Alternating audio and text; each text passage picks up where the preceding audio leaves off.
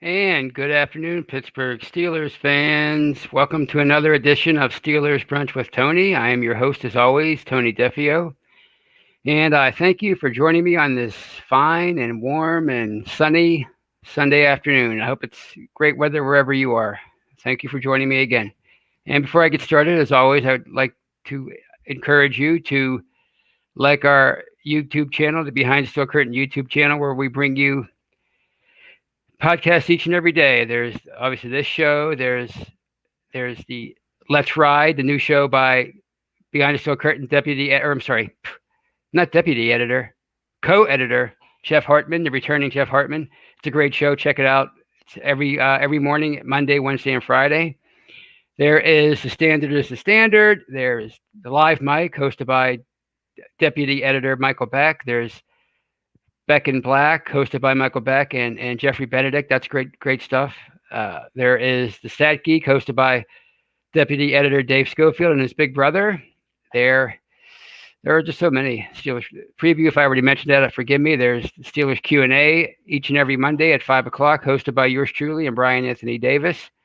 And Tuesday morning, at least up through the regular season, it's the Retro Show, where we discuss some great Steelers moments from the past. And then in the regular season, starting with the Steelers' first regular season game with the New York Giants on September 14th, the following day, we'll bring you the Steelers Hangover, where we discuss that game. And each week thereon after, it'll be called The Hangover, and we'll talk about the previous day's game. So please check that out, and check out all of our podcasts on various streaming podcasting platforms, from Spotify to Google, you name it, we're on it. So please check it out. We do a great job. The guys have been doing a great job putting this all together. Brian Anthony Davis, the podcasting producer, they're just always doing a lot of brainstorming, trying to make your podcasting experience better. So please check all those shows out. And of course, as always, check out our Behind the Steel Curtain webpage, where we bring you all the breaking news, all the news about the Steelers' first week of padded practices. I'm sure you got all that last week. Anytime there's an injury, anytime there's a transaction, we're one of the first people to bring that to you, and we're very proud of that. And of course, there's commentary, there's film breakdown, there's salary cap information, everything you need. We like this, as we like to call it, is your one-stop shop for all your Steelers needs. So please check that out. And thanks to everybody in the live chat for joining me today. There is George Teston. He says, I don't get every Saturday off, and when I do, I'd like to have brunch with Tony. Well, thank you, George. There's Jared Devil, Ryan O'Toole, Coda. Thank you all for joining me. I look forward to having a great show with you guys today, and having a lot of interactions. David Nolan, thank you. He calls me Tony Maroney. Oh, okay. That's, I get it. Steelers Pittsburgh. So thanks, everybody. And I just wanted to talk about a lot of different things today. And I want to start off the show with a bunch of really quick opinions about various things I've noticed from the first week of padded practices at Heinz Field. The Steelers kicked off their padded practices last Monday, the 17th.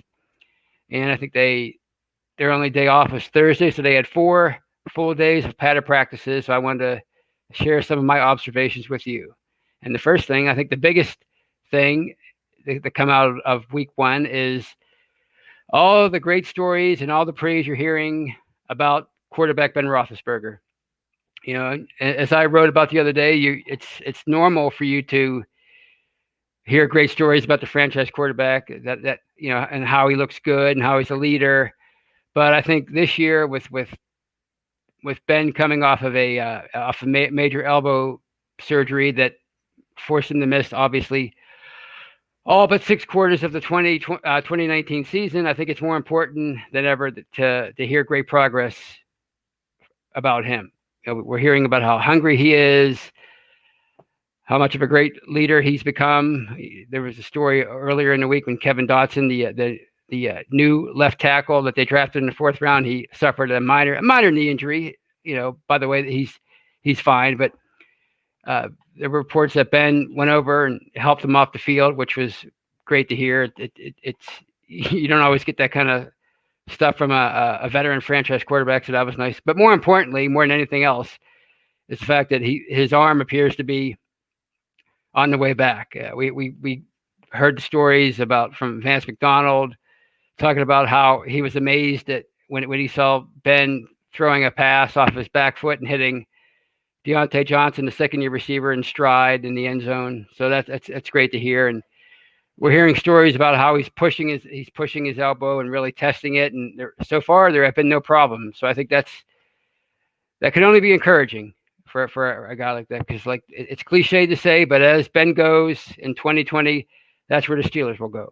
I mean, we saw last year without Ben, and even with pretty bad quarterback play, you might be able to hang in there, but you're not going to be a contender. So it's paramount that he comes back as close to 100% as he can at the age of 38. And that's the first thing I thought that was encouraging. And obviously that goes without saying. You want your veteran quarterback you want all the news about him to be good early in camp. So that's the first thing. The second thing is I kind of keep forgetting about Eric Ebron. He was a big acquisition in March, but you kind of forget about the guy because there's just so many other things to talk about when it comes to the Steelers offense. Obviously there's Ben, there are the receivers. People are enamored with Matt Canada, the quarterback's coach, and what he can bring to the offense. So you forget about Ebron. You forget about this guy's a pretty talented receiver, pretty talented tight end. He's a former first-round pick. He's had some good years in the past. He's had two seasons where he's caught 60+ passes, and he made a Pro Bowl, I think, 2 years ago. He's played with Matthew Stafford. He's played with Andrew Luck, and he's done pretty well for himself. And for him to come in here and essentially be the number 2 tight end behind Vance McDonald, I think that's a major upgrade for that position. I mean, it's certainly an upgrade over Jesse James, who, he had his, we all love Jesse. Jesse caught the ball, #Jesse caught it. I'm never going to forget it. But, he's certainly a huge upgrade over Jesse. He's definitely an upgrade over Xavier Grimble, and certainly an upgrade over Zach Gentry, a 5th-round pick last year out of Michigan. So, I mean, you add Ebron to that mix. Is he the number 1 tight end? Is he number 2 tight end? Who cares? I mean, that's just it's easy to forget that that's going to be maybe one of the top positions on the team in 2020. Certainly a strength, and if nothing else, Ebron's gonna give them another dimension at the tight end position that they haven't had in years. A guy who can get down the field, a guy who can get down the seam.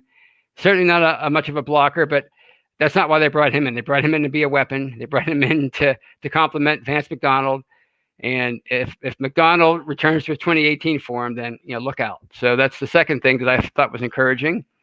And the third thing, I mean, TJ Watt. And it just feels like TJ Watt is destined for just greatness. You see it time and time again with guys like him. He's been in the league 3 years now. He's getting better and better. He's gotten better each and every season. And last year he had 14.5 sacks, and he was an All-Pro. And he was in the mix for defensive player of the year. He finished, I think, 3rd or 4th in the voting. A lot of people thought he should have finished higher. A lot of people thought he should have been the defensive player of the year. But again, that seems to be his destiny, his career trajectory is defensive player of the year, like his big brother has been multiple times. And it's usually around this time, year 4, when a player like TJ Watt really comes into his prime, comes into his own. As good as Troy Polamalu was throughout his entire career up until basically his last year, he really tapered off. I think the sweet spot for him was like 07 through 010, 08 through 010, and 2010 he was the defensive player of the year. So I think it's not much of a surprise that Watt, from all accounts, he's more intense than ever. He's more vocal than he's been. He's more of a team leader. And from what I've heard from various reporters, by following the Steelers throughout the week, he looks to be in midseason form. I mean, you've seen the pictures. I mean, even before padded practices began last Monday, he's out there doing the drills in the short sleeves, and he looks absolutely jacked. So, I mean, I think that's very promising for the Steelers and the defense. And I think can take another step and take it to another level in 2020. So that's another thing I found encouraging, and I just want to add sort of combine two players into one little thought, and that's both Benny Snell, the second-year running back out of Kentucky, who Pittsburgh drafted in the 4th round last year, and Ryan Switzer. They both have come into camp looking better than ever. Benny Snell lost 12 pounds reportedly, and he looks. I don't know if it's helped his speed or in quickness, but he certainly looks different, right? He looks leaner and more chiseled. And of course, Ryan Switzer, the reports out of the first week of padded practice are that he looks great. Whether that'll translate into anything during the regular season, I don't know. A lot of guys look great in practice, and then once the season starts, they don't really show much. And good luck with him. Good luck with him getting targets anyway, whether he's a great friend of Ben Roethlisberger or not. When you got 4 young receivers and you have 2 exceptional tight ends that I already talked about, good luck getting targets. But hey, if Ryan Switzer, if he has improved his game, then, the more competition, the better. The more talent you have on that offense, the better it's going to be for them. So, I just want to touch briefly on Ryan Switzer. But I really want to talk about Benny Snell because I think it was kind of endearing. Some of the things I heard about him, like saying multiple times he was quoted as saying, "I love my job," and that's great to hear from a young guy because I think fans get on these guys so much, and even the media gets on these guys so much for acting immature and not realizing that they have a huge responsibility as NFL players, and it's a serious job. And yeah, it is a game, but it's a serious job, and they have to be at their absolute best to make it. And the ones that don't take it seriously are usually, regardless of how talented they are, usually don't last. So it's nice to see that he's really dedicated. One of his coaches, I think it was his position coach, said that he was amazed that Snell was able to do what he did this offseason and condition himself the way he did. Even though he was away from the team. Obviously, they were all away from their coaches all off season because of the pandemic. So for a guy that young, he's 22 years old, just coming into his second season, for him to dedicate himself like that, I think that speaks well for his character. And he admitted, he talked to Steelers.com. He admitted he has a lot to work on.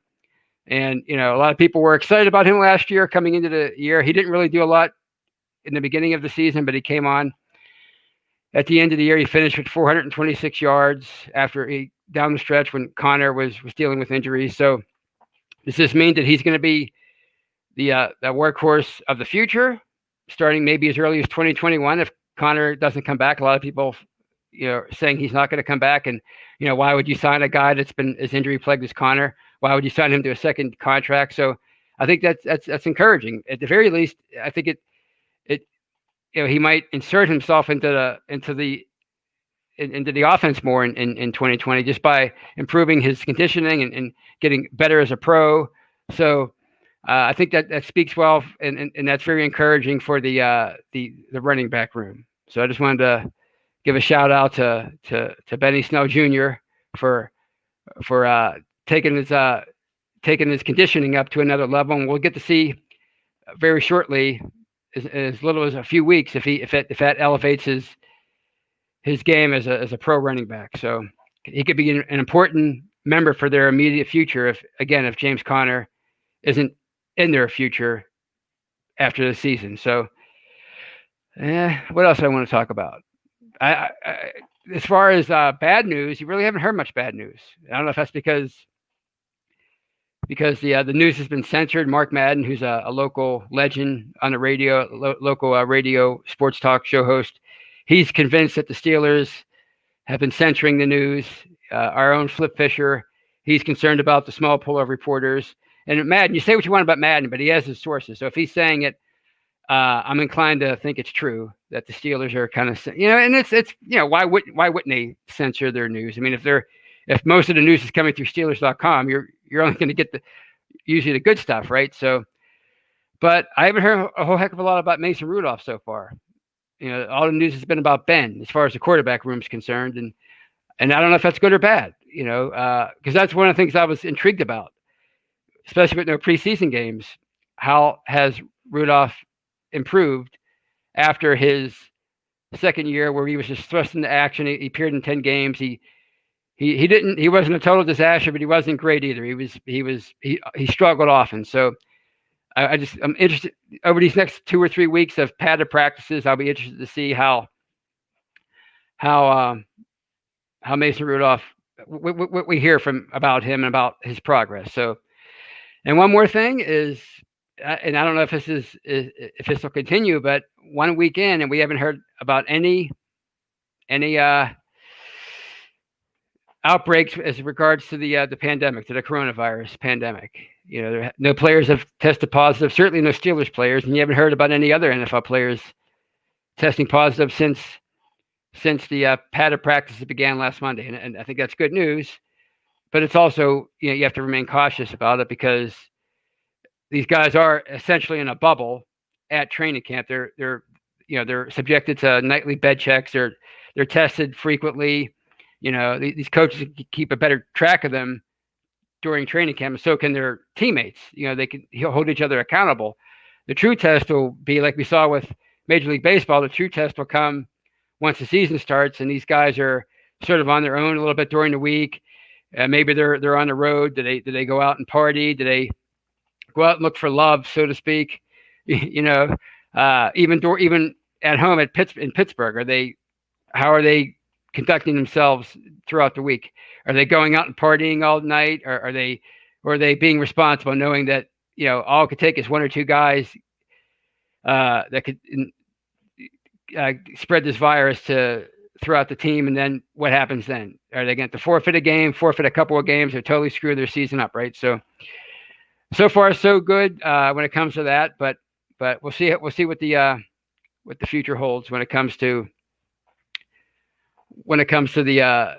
this coronavirus and how it affects the season starting in a few weeks. So those are some of my observations from the first week of padded practices. I think there's a lot to be encouraged about. There's a lot to be positive about. And we'll see what happens starting. I think we're still in week 1 of padded practices today and tomorrow. I don't know if tomorrow starts a new week or if it's Monday, but either way, it'll be interesting to see what more news we hear about starting in week 2. So I'm looking forward to finding a lot of that out. It took a lot to get used to this first week of trying to get information, because it's, as I mentioned earlier, it's not like your usual training camp. You don't get the same kind of access. People aren't allowed to go, obviously, and the reporting pool is very small, so it's hard to really get information from a lot of different sources. So it took a while to get used to, but I was able to as a writer and a podcaster, I was able to adjust throughout the week. So that's going to bring to a close the first half of Steelers Brunch with Tony. And if you're watching on YouTube, I encourage you to stick around, because I'm not going anywhere. But if you are listening on one of the various podcasting platforms, I encourage you to download. First of all, thank you for listening to part 1. And I want you to stick around and download part 2. And we'll be back shortly. So thank you for joining me, and see you soon. And we're back. Welcome back to part 2 of Steelers Brunch with Tony. I had a couple more things I wanted to talk about before I open things up to questions. But if you didn't hear part 1, if you weren't able to join me live for part 1 on YouTube, please download it on our various podcasting platforms. I discussed a lot of my observations from the Steelers' first week of padded practices at Heinz Field last week. So please check that out. So again, thank you for joining me for part 2. And the second thing I wanted to get into is the 2020 season for the Steelers, and how it could really be a defining one for the organization and where they go after this. I wrote about this the other day. I wish I could have. I wanted to, when you write something and you finish it, and you want, I wish I would have talked about some more things. But I guess that's why it's great that I have a podcast now, because I can expand upon what I was talking about in the article. And obviously, the Steelers aren't. I mean, I think a lot of people would be fooling themselves, or would be disingenuous if they didn't think that Pittsburgh will be better off this year with Ben as their quarterback. But at the same time, I don't think a lot of people are picking them to win it all. Like it's the favorites in the AFC are the Chiefs, the Ravens, obviously. And if the Ravens are one of the favorites, that means they're the favorite to win the AFC North. You know, a lot of people are high on the Bills this year. You know, even teams like the Broncos are getting some love, and the Browns are getting a little bit of love. You know, people want the Browns to succeed, and that makes sense. I mean, when you have a team that's been on top as long as Pittsburgh has, at least in terms of competing year in and year out for the Super Bowl, even if they haven't won it since 2008, they have been, for the most part, competitors for the Lombardi since Ben's been here. So I think when you've been on top as long as they have, when you've sort of quote unquote run the North as long as they did, I think people want other contenders to root for. So I think, you know, it's easy for people to sort of write the Steelers off and to really hype up teams like Baltimore and Kansas City. And right, Kansas City, I think they're the best, maybe the best team in football. Obviously, they won the Super Bowl, so they certainly have the best player in football right now, in Patrick Mahomes. So they're going to get all the love.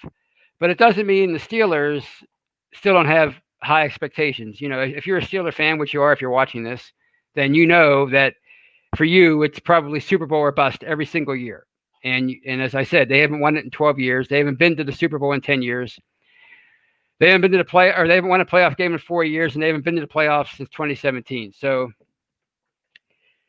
you know, people have been saying for a while that Mike Tomlin has wasted the last decade of Ben Roethlisberger's career. You know, as if winning a Super Bowl is really that easy. But that's mentality of a lot of people, is if you're not winning the Super Bowl, the season's a waste. So, and Tomlin clearly has a lot of detractors, but he also, you know, he has a lot of supporters too. But if you were to ask him, he would probably side with the detractors.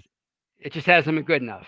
He's said many times he's only had one successful season as a Steelers head coach, and that was in 2008 when they won Super Bowl 43. So, you know, people are wondering. It's always the question every year: will this be the year that they get number 7? And I think they're poised for that kind of thing. And I'm not just saying that because I'm a fan. I'm saying that because it looks like they can be that team on paper. You know, they have. If Ben is back, like I discussed in the first half of the show, if he's back, then that's a big part of the puzzle, right? In the defense, I mentioned T.J. Watt, how good he's looked, right? And I forgot to mention a guy like, for example, Terrell Edmonds. He's, by all accounts, looked a lot better. And he was perceived to be the weak link, or he is perceived to be the weak link of that defense heading into 2020, simply because the rest of the defense is so good. So if he improves his game, you know, and he might have to this year, because Minkah Fitzpatrick, he spent most of last year as a deep safety, as a free safety. But there's talk of him wanting to freelance more this year. So if he freelances more a la Troy Polamalu, then somebody's going to have his back. You know, you can say what you want about guys like Chris Hope and Ryan Clark, and, you know, they were always in the shadow of Troy, but they also had a tough job backing him up year in and year out. So Edmonds might have to be that guy this year. And if he's not that guy, you know, that might not be good for the back end of that defense. So if he raises his game, that defense could be even better than it was last year, which, you know, combine that with Devin Bush, you expect him to take a leap forward this year. So I think this could be the year for the Steelers to really make a serious run. You know, they don't have AB anymore. They don't have Le'Veon Bell, but they definitely have a lot of weapons. As I talked about Vance McDonald and Eric Ebron as tight ends, and the receiving core, Juju should be back this year. We expect him to come back and be closer to his 2018 form than he was his 2019 form, when he kind of struggled and he was injured. You know, obviously without Ben, the entire offense struggled. So you have weapons. You have, you know, the offensive line may not be what it once was, but it's still really good. It's a veteran unit for the most part. Other than at right tackle with Shooks or Zach Banner, they're hopefully one of those two will win out and be the starting right tackle. And Matt Filer's still fairly young, but for the most part, it's a veteran offensive line. It's been around the block, and I expect it to be better this year with Ben under center. So the expectations may not be high nationally for the Steelers, although I do think a lot of people are coming around to the fact that they may be better than people thought. But certainly locally, the expectations are always high. And this really might be the last year that they can truly contend for a Super Bowl, because as we've discussed in the past, the salary cap's it's almost surely going to shrink next year. It may not shrink down to 175 million, but it's certainly going to shrink from the 198 it's going to be in 2020. And they're always up against the cap to begin with. So, Bud Dupree's almost surely gone. James Conner's likely gone. Juju's likely gone because he's going to, if he does rebound, like we've talked about so many times in the past, he's going to want number one receiver money, and they're probably not going to want to pay him. Maybe even a Cam Hayward's may not be interested in taking a hometown discount, so maybe he's gone. So this might be the last year that they can truly contend. And the feeling is Ben has 2 years left, and then he's going to retire. Okay, so maybe this isn't the last year. Maybe if Ben comes back next year and he's still really, really good, maybe you could still compete, because as we talked about after the draft, the reason why they've been drafting so many receivers maybe is to compensate for a time when a number one guy leaves. Maybe you don't want to pay number one receiver money anymore in this day and age. So you surround yourself, you infuse the position with a lot of young talent, which they've done. You have Deontay Johnson. A lot of people are expecting him to be a star. James Washington came on big time last year. Maybe he gets better. Maybe you sign him to a team-friendly extension heading into 2021. And of course, Chase Claypool, the new draft pick, maybe he is the real deal. So you don't miss Juju so much. We talked about Benny Snell. Maybe you don't miss James Conner because Benny Snell is the new workhorse running back next year. So you're fine there. And maybe Cam Hayward, maybe you go out and find his replacement in the first round of the draft. And maybe he's no Cam, but he's pretty good. And he's a talented guy and talented young kid. And there's a bright future there at the defensive line alongside Stephon Tuitt and Alu and whoever else. And maybe Alex Highsmith really is a pretty good replacement for Bud Dupree. So maybe you're okay next year and you can compete again. But what if you don't win again next year? What if you fall short? Maybe you don't win a division the next 2 years. Maybe this year, next year, you don't win a division, but you're not even a good wild card team. You're a sort of mediocre wild card team. You're 8-8, 9-7. You barely sneak in. You're one and done. You don't look very impressive. What do you do after that? Say Ben, there was talk that Ben was going to retire after 2021, but now there's talk that he wants to keep playing. And we've seen it with other quarterbacks. Drew Brees is still playing at 40. Tom Brady just turned 43. He's the all the sensation in Tampa Bay right now. So he has them as contenders. If you're the Steelers, do you want to keep paying top quarterback money beyond Ben's current contract? There's been talk. We've written on the site, guys like Michael Beck, I think Shannon White, maybe Flip Fisher. Somebody, I forget who it was, somebody wrote about possibly signing Ben to an extension through the beyond the 2021 season. But maybe if you're the Steelers, maybe you say, look, we haven't won, and by then it'd be 13, 14 years. It's very rare that a team goes through a Super Bowl run like they did in the 2000s, and then has another run with the same quarterback over a decade later. We saw it with Brady and the Patriots. They had their early run in the early 2000s where they won 3, and then they were contenders, but it looked like they were about to fall off. But they held on because they had Brady, and they got better. and then they won again in 2014, and Brady was like 37, 38, the same age as Ben now. So there is precedent that it can happen, but it's rare. So maybe the Steelers decided, look, it was a nice run, but we don't want to keep paying the kind of money that's going to take to keep you here, because if Ben still wants to play here in 2022, that means he's still really good, and that means he's going to want to be paid top quarterback money. So are they going to want to do that with him beyond 2021? Maybe, maybe not. Maybe they decide, look, we have TJ Watt. He's a superstar. We're going to want to keep him locked up for infinity. Devin Bush looks like he's going to be a superstar. You're going to have to pay him. Obviously, Minka. So you're going to have a defense that, the window is usually pretty small throughout NFL history when it comes to really elite defenses. They're good for 3 or 4 years, and then they sort of taper off. But maybe you want to try to keep this defense together for as long as possible. Maybe it's not as an elite unit in 3 or 4 years, and maybe it's still really good. Maybe it's still a really good defense, and you want to keep those pieces together. You want to keep that core together. So maybe you just say, look, Ben, we want to move on. It's time to move on. That's what the Chargers did with Phillip Rivers this year. Obviously, Brady moved on. The Patriots probably wanted to keep him, but Brady wanted to move. A number of years ago, the Colts moved on from Peyton Manning at the age of 36, 37. Obviously, they knew they were going to be drafting Andrew Luck, so that helped. But maybe the Steelers just want to move on. And we've seen where teams win Super Bowls with quarterbacks during their first contract.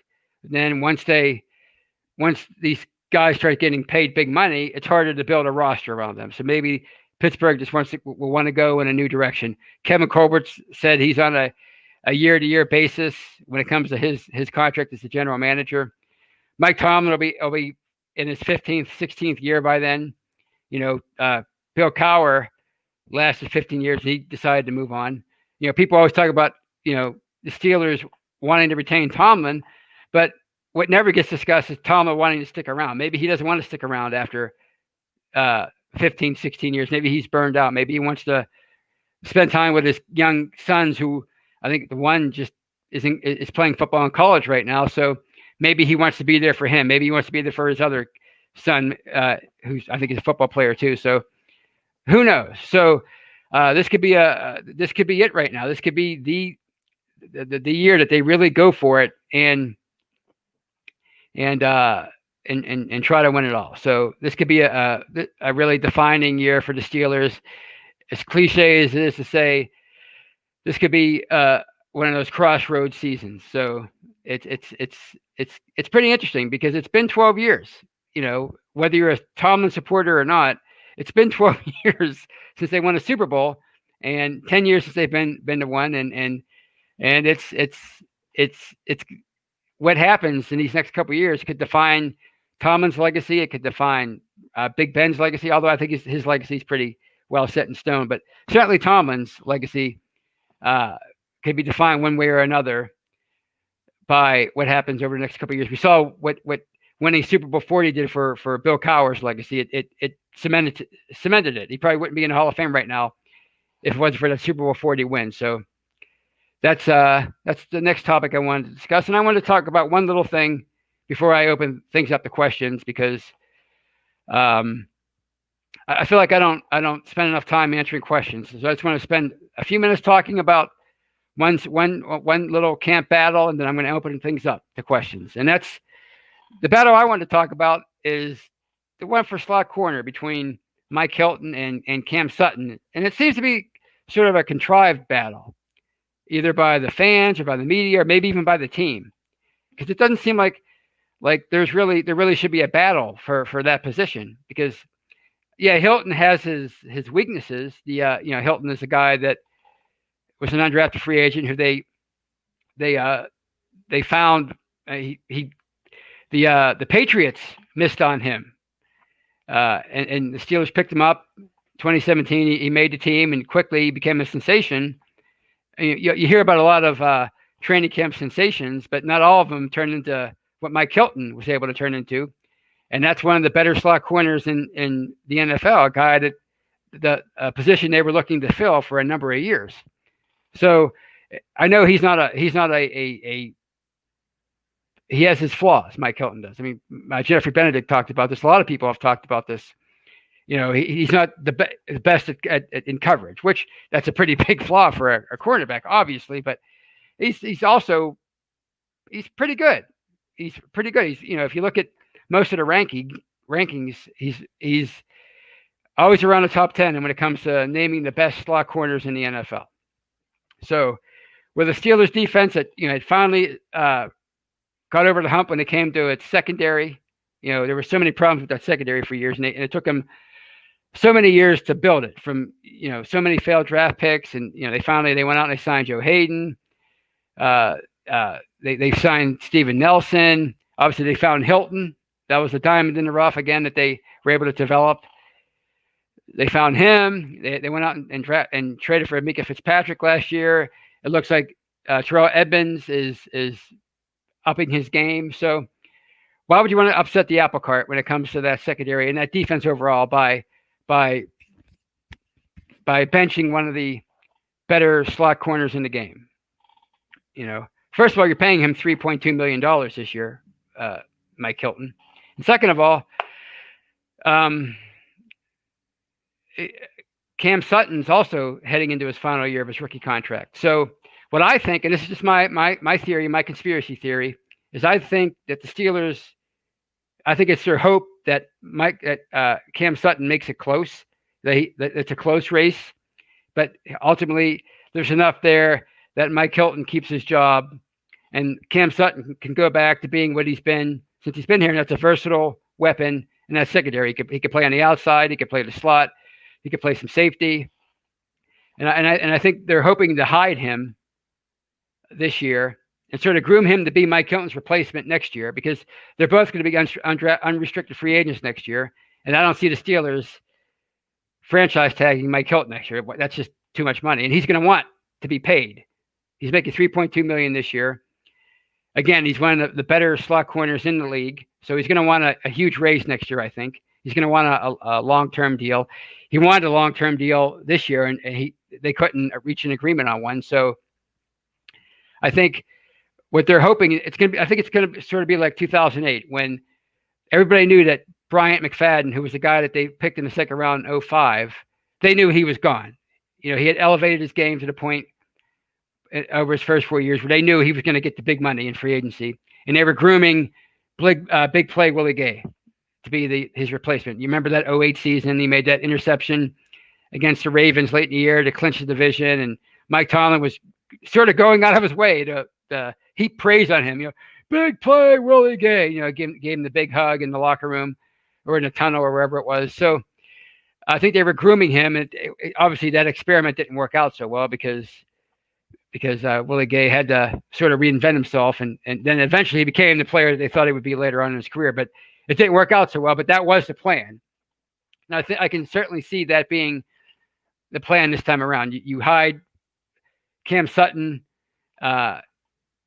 sort of. Obviously he's not going to sit on the bench. He's going to play, but he's not going to be the starter. And then maybe next year you can sort of sign him to an extent or to a new deal, a cheaper deal.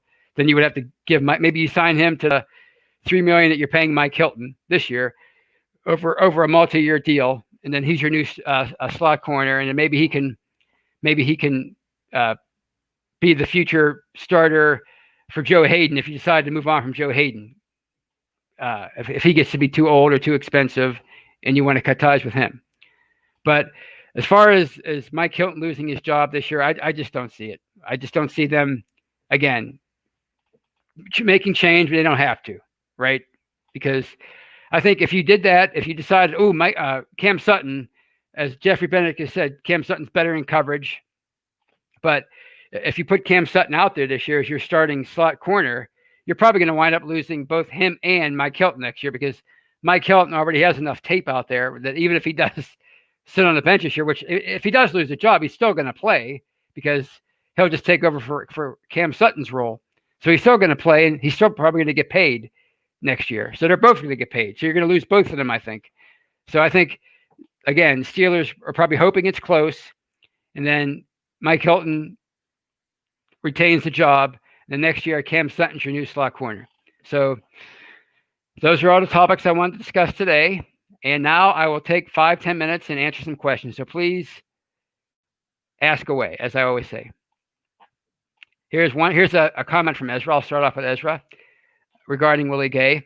Willie Gay was made just to play the slot. Steeler Nation is going to say blasphemy, but I never thought Gay was that good, but I'm hard on my DBs. Well, actually, Ezra, there was a time when Willie Gay was public enemy number one here. And it stems from it stemmed from that 2010 game against the Patriots on Sunday Night Football at Heinz Field, where it was sort of Rob Gronkowski's coming out party. I mean, if you know Gronk, he's maybe the best tight end who ever lived. And that night he caught 3 touchdown passes over big play Willie Gay, and from that point on, Gay was he was everybody's favorite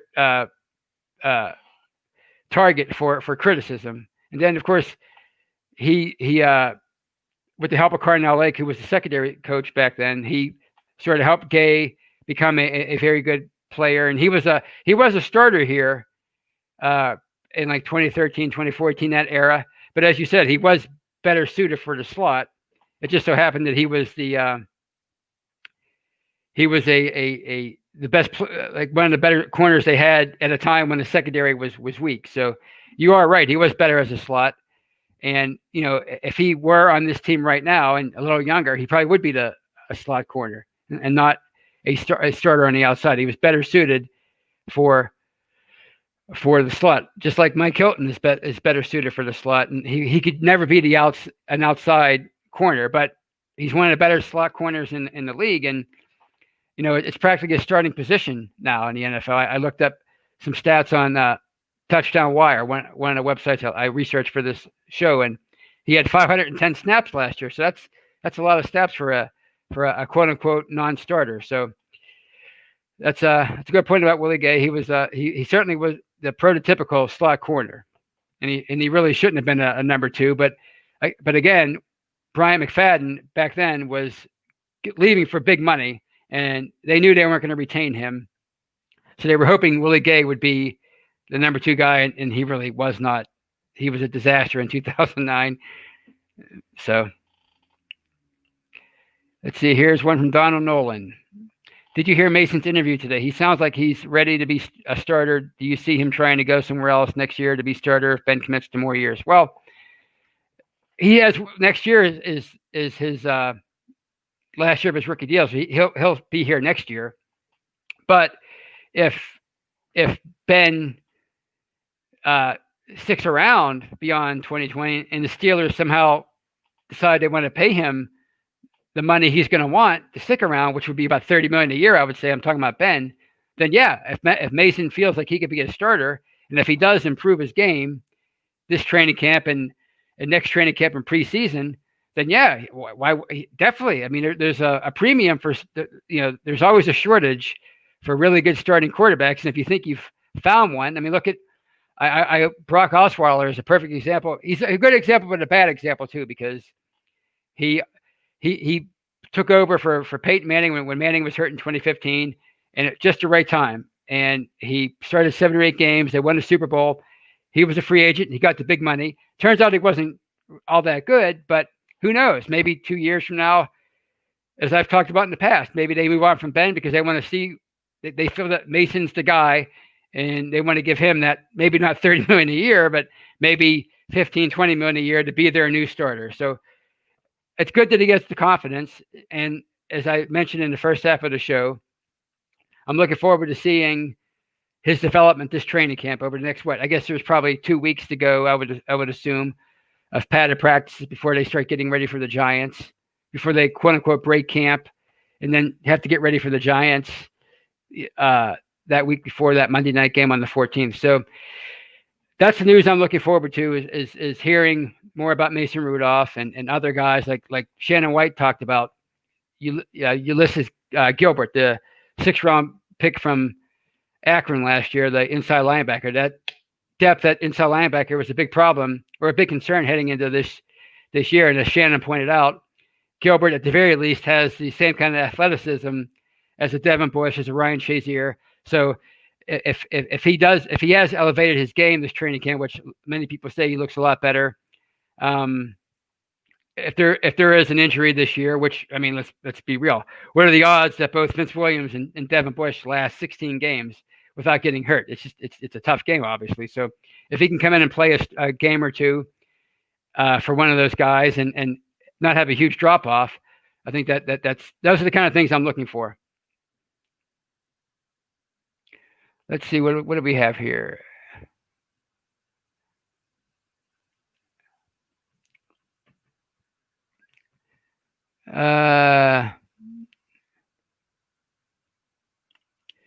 Here's one from Punta Cunba. Who has the better backup quarterback? As much as I hate to commend the Browns front office, they did sign Case Keenum, and we kept the Duck Mason experience. Well, again, though, on paper, it looks like obviously Case Keenum he's played in the play. He's been a playoff quarterback in this league. Of course, he's a better quarterback right now. He looks like the better backup quarterback on paper, but that's right now. We don't know about Mason Rudolph's development. I mean, he had a huge job interview last year. He appeared in 10 games. That's the kind of on the job training that backup quarterbacks don't normally get, especially when they back up a guy like Ben Roethlisberger. You know, they don't get many chances to come in and play. And, you know, Ben's notorious for, it could be 48-0. He still wants to be, to quote him, I want to be out there with my guys, right? He never wants to come out of the game. He sort of softened a bit over the years, you know, with that. But, he allowed Landry Jones to start some games in 2016 and 2017 at the end of the year when they had everything wrapped up. But it's hard for a guy like a Mason Rudolph or a Devlin Hodges or any backup quarterback to really get experience unless something happens to the starter. So Mason Rudolph, he gained that experience last year, and now maybe he ultimately becomes a better backup than Case Keenum and guys like that. Ultimately, maybe he demonstrates to the organization, hey, you had a right to, because Art Rooney II, Kevin Colbert, Mike Tomlin, they all went to bat for Mason Rudolph this offseason, saying we are comfortable with our backup quarterback spot. Maybe he rewards that confidence and really improves his game. Again, they aggressively went out and got him 2 years ago in the draft. They traded up in the third round to get him. So they, according to various reports, had a first round grade on him. Whether that bears fruit or not, I don't know. But as of right now, Case Keenum looks better, but your next great backup quarterback has to come from somewhere, and maybe it's Mason Rudolph. So I think there's, that's going to be an interesting development the rest of the training camp. What else we have here? Here's Gregory Robinson, whose comment, are you kidding me? Mason is not a starting quarterback in the NFL. Well, all we have to go on is his performance last year. We don't know. I mean, his ceiling might be as a backup, maybe not even that. We'll have to wait and see. And here's my man Big Marv. He's always joins us. What's goody, Big Marv? Do you really think Devin Bush is ready to take the keys to this defense? I think if it's not this year, certainly next year. The one thing I've heard about him so far during Tomlin's his press conference yesterday was he wanted Devin Bush to get better at with the communication aspect of, which is a big deal for an inside linebacker in a 3-4 defense. It's the quarterback of the defense. So do I think so? Yeah, I think right now he's being overshadowed by the likes of T.J. Watt and Micah Fitzpatrick. They're all pros. But Devin Bush, they traded up into the top 10 last year to draft him for a reason. And that's because they think he can be the center of that defense. Maybe he's not the star that a T.J. Watt is or a Micah Fitzpatrick. As we saw in the 2000s with that defense, you had guys like James Harrison and before him Joey Porter and Troy Polamalu, and those guys were the stars. But in the middle of that defense was always James Ferrier, and he didn't get the pub that the other guys got, but everybody knew he was a superstar. And I think Devin Bush could be that guy for this defense. And if he does get it, if he is Ryan Shazier 2.0 as far as the next Ryan Shazier in the middle of that defense, the guy that can go sideline to sideline and keep everybody in check and keep everybody lined up where they should be and do all the things that a top-notch athletic inside linebacker can do, well then it's only going to make this defense that much better. So do I think he's ready? I don't know yet, but I think it's just a matter of time.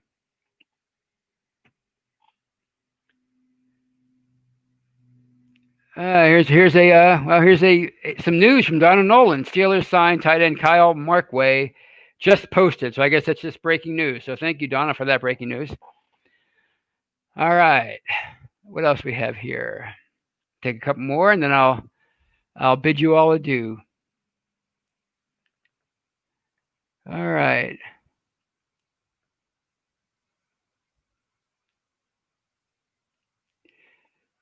Oh, here's a comment from Ezra about my attire. Well, it's just I look good in purple, or so I've been told. So probably it has nothing to do with the Ravens. But Tony, I love your show. Do me a favor, no more Raven purple. Well, I don't know if it's Raven purple, but it is purple. Maybe it's Prince purple. Let's see. Is Mason the future for us? That remains to be seen. Oh, here's another one from Don. Some more breaking news. Donald, he's like a sideline reporter for us. He's like a man on the scene. The Steelers, Donald tells us, according to Donald Nolan, one of our main contributors on our podcast, they released Dax Raymond to get the new tight end. Okay, I can certainly see that because, I mean, Dax is more like just a camp body. Here's Porta. He's asking. Now, I'm sorry if I mispronouncing your name. Am I waiting for the Steelers to win again? No, as I discussed this a couple weeks ago, and I only shave once a week, usually on Sundays or Mondays. So, I can do both. I can go clean shaven or some growth, but I never have a beard. I'm always in between. I'm always like David Banner in the Prometheus episode of the Incredible Hulk. I'm a big nerd when it comes to the Hulk TV series, and that one episode where he never transformed back to David Banner. He was always stuck in the middle. That's what I am. I never really have a beard, and I'm never clean shaven for more than a couple of days. That's just my look. Thank you. Donald says I'm on it for you. Thank you, Donald. All right. Well, that's pretty much all I have to say today. Let's see here. Here's one final comment from Big Marv, our one of our favorites, Big Marv. You're all our favorites, but Big Marv. We love Big Marv. Hayden was having a hard time putting defense on Chase Claypool. He said he's dangerous. That's a good point, Big Marv. That's right. He's somebody I wrote down my note. I didn't complete my I made all these notes and I didn't get to all of them. Yeah, Chase Claypool made news early in the week for some catches he made. He gave Joe Hayden a hard time not a hard time verbally, but he was really a handful for Joe Hayden, the decorated veteran. So that bodes well for the receiver room. So that's pretty much all I wanted to say. Ryan O'Toole says, R.I.P. Bill Bixby. I agree. One of the most underrated actors ever, a TV icon. Certainly one of my favorite shows growing up, The Incredible Hulk. But I thank you all for joining me. I thank you for the questions. I thank you for the interaction as always. Today was a really fun show. I'm really starting to get in the groove of this after. It's so much nicer to talk about real Steeler news with the start of padded practices, and I look forward to see what unfolds throughout the rest of training camp and as we approach the 2020 regular season. And it looks like it's gonna, fingers crossed, it's gonna kick off on time in a couple weeks here. So thank you all for joining me, and I'll see you on Monday at 5:00 with Brian Anthony Davis for Steelers Q&A, and that's all for today's show. And again, please download